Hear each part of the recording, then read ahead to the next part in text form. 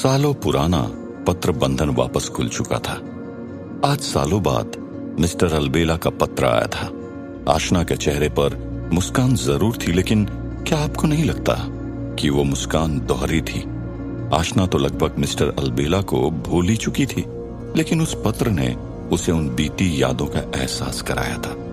खैर, आशना का मन तो शायद आशना ही जानती थी। अगर उसे मिस्टर अल्बेला में कोई दिलचस्पी नहीं होती तो वो blue dot courier service company वाले मैसेज को पूरी तरह नजरअंदाज कर सकती थी, लेकिन उसने ऐसा कुछ भी नहीं किया था, बल्कि संजना की तरह तैयार होकर और नौकर गोपाल को दूसरी बातों में उलझाकर आशना ने उस पत्र को पाने के लिए सारा रिस्क उठा लिया था। आशना ने लोगों की नजरों से बचने के लिए फेस मास्क और सनग्लासेस लगाए थे, लेकिन उसकी किस्मत पर तरस खाइए कि इतना सब कुछ करने के बाद भी वो गर्वित की नजरों से नहीं बच पाई थी। पार्सल लेने के बाद जब आशना कार को स्टार्ट करके वहां से निकलने वाली थी, तभी उसकी नजर पीछे कार की छत पर खड़े गर्वित पर गई, जो आशना को ही दिख रहा था। डर के मारे आशना के होश उड़ गए थे, लेकिन वो कर कुछ भी नहीं सकती थी। आशना ने देखा कि गर्वित ने ड्राइवर लक्ष्मण से कुछ कहा और लक्ष्मण ने अपनी गर्दन हाँ में हिलाते हुए कार साइड में रोकी और गर्वित को उतार कर वहां से चला गया। आशना ने अपने चेहरे को छुपाने की काफी कोशिश की, लेकिन वो पकड़ी जा चुकी थी। बस अब उसे कोई न कोई बहाना बनाकर वहां से निकलना था और अपने आप को बचाना था। लेकिन वो कहते हैं ना, हम सोचते कुछ और हैं और होता कुछ और ही है। आशना के साथ भी कुछ ऐसा ही हुआ था। गर्वित का वो प्रश्न, तुम यहां क्या कर रही हो, आशना के लिए मानो किसी सरल प्रश्न की तरह था। असल में आशना पहले ही अपने आप को बचाने की पूरी तैयारियां कर चुकी थी।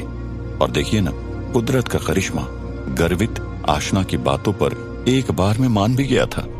वाह रे ईश्वर, तेरा खेल निराला। आम में हिलने लगी थी। गर्वित तो मुझसे नफरत करता है, तो वो भला मेरे साथ डिनर करने पगड़ी रेस्टोरेंट क्यों जाना चाहता है? शायद गर्वित को पगड़ी रेस्टोरेंट में कुछ काम है या फिर किसी से मिलना है, लेकिन ये तो वो लक्ष्मण के साथ भी कर सकता है। लेकिन शायद मुझे देखकर लक्ष्मण को किसी और काम के लिए भेज दिया है। और अब जब उसके पास और कोई विकल्प नहीं बचा तो मुझे पगड़ी रेस्टोरेंट में डिनर का पूछ रहा है, या वो सच में सिर्फ मेरे साथ डिनर करना चाहते हैं? आशना का ये साहसी विचार वाकई में साहसी था, लेकिन देखना यह था कि इसमें सच्चाई कितनी थी और कौन सा विकल्प सही था। मानना पड़ेगा, आशना का दिमाग भी किसी खुरापाती दिमाग से कम नहीं था और बार बार उस विचार को अपने मन में सोचकर उसकी गर्दन ना में लगातार हिलती जा रही थी। जब गर्वित ने आशना की इस हरकत को देखा तो उसकी भौहें ऊपर चढ़ चुकी थी और उसके मुंह से कुछ हाँ की आवाज का पर्दाफाश हुआ।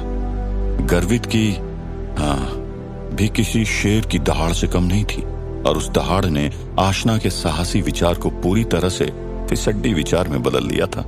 आशना ने तुरंत ना में अभी गर्दन हिलाते हुए कुछ नहीं कहा और कार के जीपीएस में पगड़ी रेस्टोरेंट का एड्रेस डाला और कार को स्टार्ट करने लगी। कार अब अपनी पूरी रफ्तार के साथ सड़क पर दौड़ रही थी, लेकिन कार के चलने के बाद कार में दोबारा सा वही खामोशी आ चुकी थी। आशना और गर्वित की बातें अब पूरी तरह बंद हो चुकी थी। जब एक ट्रैफिक सिग्नल पर लाल बत्ती होने के कारण आशना को कार को रोकना पड़ा, तब आशना ने अपनी काली गहरी आंखों से रियर व्यू मिरर की मदद से गर्वित को झांकने की कोशिश की। आशना ने देखा कि गर्वित अपने फोन में लगा हुआ है और शायद कुछ काम कर रहा है, क्योंकि उसकी उंगलियां बार बार फोन की स्क्रीन को टच हो रही थी। क्योंकि पगड़ी रेस्टोरेंट पेडेस्ट्रियन स्ट्रीट पर था, इसलिए वहां पर गाड़ियों का प्रवेश वर्जित था। इसीलिए पेडेस्ट्रियन स्ट्रीट के पहुंचने से थोड़ा पहले ही आशना ने कार को पार्क कर दिया और गर्वित की तरफ देखकर एकदम धीमे आवाज में बोली, हम पहुंच गए हैं। ठीक है, बोलकर गर्वित ने आशना की बात का जवाब दिया और अपना चेहरा उठाकर खिड़की से बाहर झांककर जांच पड़ताल की। और जब गर्वित ने पाया कि आशना ने पेडेस्ट्रियन रोड से कुछ पहले ही कार पार्क कर दी है, तो उसने अपने हाथ से इशारा करते हुए आशना से कहा, आगे वाली पार्किंग है, वहां पार्क कर दो। और वो बोलकर गर्वित दोबारा अपने फोन में मशगूल हो गया और स्क्रीन पर कुछ टाइप करने लगा। टाइप करते करते उसे 2 मिनट बीत चुके थे। शायद गर्वित का काम अब खत्म हो चुका था। टाइप करने के बाद गर्वित ने अपना फोन साइड में रखते हुए दोबारा खिड़की से बाहर झांका तो पाया कि कार अभी भी उसी जगह पर पार्क है। तो गर्वित के कुछ बोलने से पहले गर्वित की भौहें सिकुड़ गई और उसके बाद उसकी तीखी आवाज बाहर निकली, हम अभी तक यहाँ पर क्यों हैं? यहाँ क्या कर रहे हो? ये कहने के बाद न जाने गर्वित को क्या एहसास हुआ कि उसने दोबारा अपने शब्दों को दोहराया, आगे अच्छी वाली पार्किंग है, वहां पार्क करो। लेकिन आशना की तरफ से उसे कोई प्रतिक्रिया देखने को नहीं मिली थी। आखिर आशना चाहती क्या थी?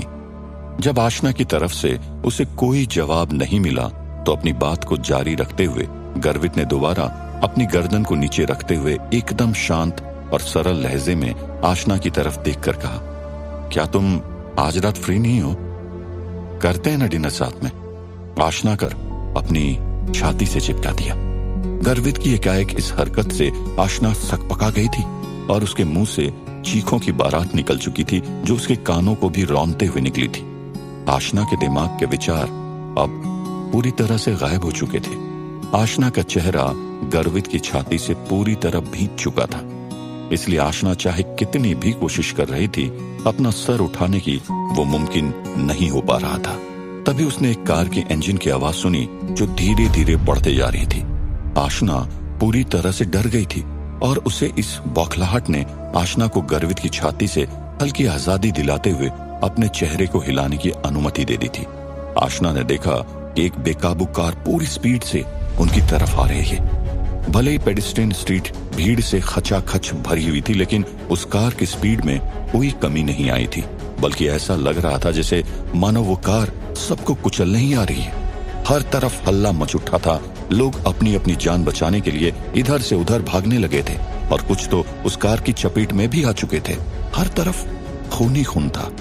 यह दृश्य किसी नरसंहार से कम नहीं था। पेडेस्ट्रियन स्ट्रीट पर गाड़ियों की आवाजाही पर रोक थी क्योंकि यह इलाका काफी संकरा था, इसलिए सिर्फ पदयात्रा करके ही इधर जा सकते थे। आशना और गर्वित डिवाइडर के ठीक सामने खड़े थे और कार भी तेजी से उन्हीं की तरफ बढ़ती चली आ रही थी। चूंकि कार डिवाइडर के ऊपर नहीं चढ़ सकती थी, इसलिए जैसे ही डिवाइडर करीब आया, कार में से 3 लोग बाहर की तरफ कूद गए और कार सीधा डिवाइडर से जा टकराई। शायद उन 3 लोगों को भी इस डिवाइडर का आभास था। तभी डिवाइडर के नजदीक आते ही वे तीनों सही समय पर कार से बाहर निकल चुके थे। कार पूरी डिवाइडर में जा घुसी थी। कार के आगे का हिस्सा पूरी तरह से क्षतिग्रस्त हो चुका था। देखते ही देखते जहां से कार दौड़ी चली आई थी, अब वहां से पुलिस वाले दौड़े दौड़े आ रहे थे। वे तीनों लोग जो कार से नीचे कूद गए थे, उन्होंने अपने आप को संभाला और पुलिस वालों को देखकर तीनों अलग अलग दिशाओं में भाग निकले थे। हर तरफ बस चीख पुकार मची हुई थी। वो 3 लोग कहीं भागे नहीं थे, बल्कि उन्होंने अपने लिए एक नए शिकार ढूंढ लिए थे। उन तीनों ने 3 मासूम लोगों को बंधक बना लिया था। उन तीनों ने बंधकों के गले पर छुरा रखा था और जोर जोर से चिल्लाने लगे थे, आगे नहीं आना, आगे नहीं बढ़ना, वरना काट के रख देंगे इनको। पेडेस्ट्रियन स्ट्रीट का माहौल पूरी तरह से बिगड़ चुका था।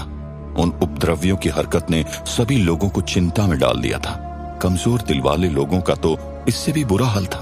पूरे बाजार की रौनक एक ही झटके में खत्म हो चुकी थी। बंधक बनाए लोगों में 2 महिलाएं और एक 6 से 7 साल का बच्चा था। बच्चा काफी डर गया था और अपनी मां से जुदा होने के बाद चिल्ला चिल्ला के रो रहा था और उसकी मां भी अपने बच्चे के लिए मिन्नतों की आस रच रही थी। लेकिन उन उपद्रवियों के दिल और दिमाग पर इसका कोई असर नहीं हो रहा था। देखते ही देखते पुलिस का पूरा जत्था वहां पहुंच गया था और उन 3 उपद्रवियों को पुलिस ने पूरी तरह से घेर लिया था। लेकिन आगे बढ़ने, कुछ करने की हिम्मत किसी भी पुलिस वाले में नहीं हो रही थी, क्योंकि उन्हें डर था कि अगर उन्होंने कोई सख्त कदम लिया तो उपद्रवी बौखला जाएंगे और उस बौखलाहट में वो सबसे पहले उन बंधकों को ही नुकसान पहुंचाएंगे। इसलिए पुलिस के हाथ भी पूरी तरह से बंधे हुए थे। पुलिस वालों ने उन तीनों उपद्रवियों के सामने सरेंडर करने की बात रखी थी, लेकिन उस बात को उन तीनों उपद्रवियों ने पूरी तरह से नजरअंदाज कर दिया था।